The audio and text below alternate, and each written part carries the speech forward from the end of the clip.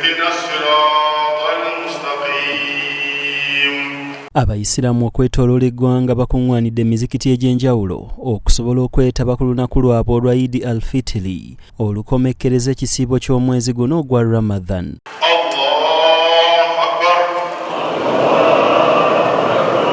Ebikumi n'ebikumi by'abayisiraamu bakuŋŋaanidde ku muzikiti gwa Old Kampala okwetaba mu ssala z'olunaku luno olwa Eid al-Fitri nga zikulembeddwamu mufti wa Uganda Sheikh Shaban Ramadan Mubajje.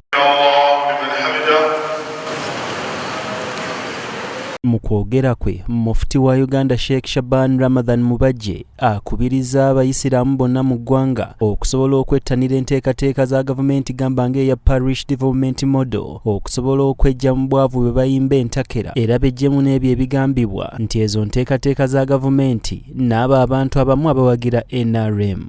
Poverty Parish Development Model, after being explained by His Excellency the President that this money is not a loan, it is a donation to the beneficiaries of PDM at the parish. Then going for PDM is halal. We allow you to go and borrow that money. Whatever you return is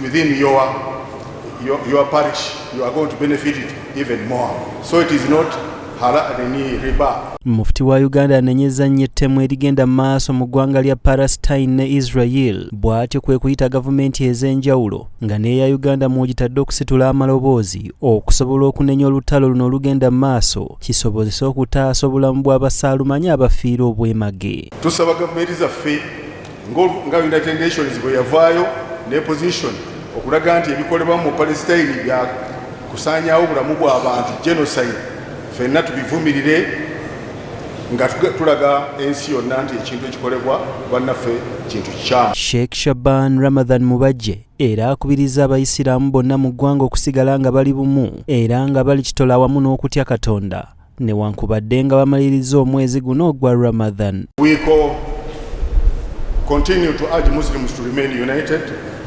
and God-fearing even after Ramadan.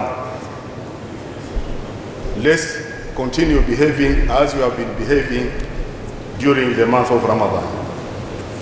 Remain united, support Uganda Muslim Council programs, and may Allah subhanahu wa ta'ala enable us to reach the other Ramadan inshallah. Amyuka mufti wa Uganda mu kubuulira kwera ku muzikiti gwa Old Kampala akubiriza abayisiraamu ne bannayuganda okwetooloola ensi okusanga ekitiibwa mu bakulembeze baabwe n'abalabula ku bantu bayise bannakigwanyizi abaagala okwawulayawulamu obuyisiraamu. Era okumanya okubayamba okubeera nga batuukiriza enkulaakulana n'okugenda mu maaso eri society yaffe. Hadith ya Abi Huraira, Nabi Muhammad sallallahu alaihi wasallam atugamba istawsu bin nisa'i khaira. Members, but those who are shouting, please can you go out? No, those ones who are shouting security, no. Abaye mugamba abantu abo bagende bwe baba tebaagala kusaala. So members maliriza omubaka akiikirira abantu abaliko obulemu mu Parliament Honorable Mpindi Bumaali ng'ayogerako ne bannamawulire oluvannyuma lw'okusaala Idi kino akitaddeko Mulaka bw'ategeezezza ng'abayisiraamu bwe balina okusigala nga beeyisa mu nneeyisa yaabwe eya bulijjo eragirwa eddiini y'ekiyisiraamu newankubadde ng'omwezi ogwa Ramadan gukubiddwa oluku mu mutwe.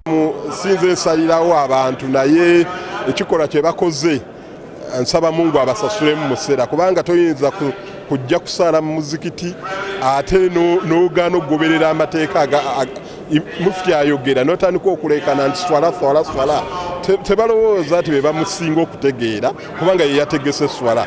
Buli nteekateeka ebaako obudde bwayo. Kakati mmwe temumanyi budde buki bwe bategese. Abategesi bamanyi nti saa bwezi tugenda kusaala. Kakati g'obozze osiibye omazeeko omwezi ozze okusaala oyagala ibaada ate n'otandika okukola ebintu ebyo ebityoboola n'obusiraamu ndowooza nti oyinza okuba toli musiraamu. Eid al-Fitri lwe lunaku olusooka mu mwezi gw'ekiyisiraamu ogwa Shawwal era nga luddirira oluvannyuma lw'omwezi guno ogwa Ramadan.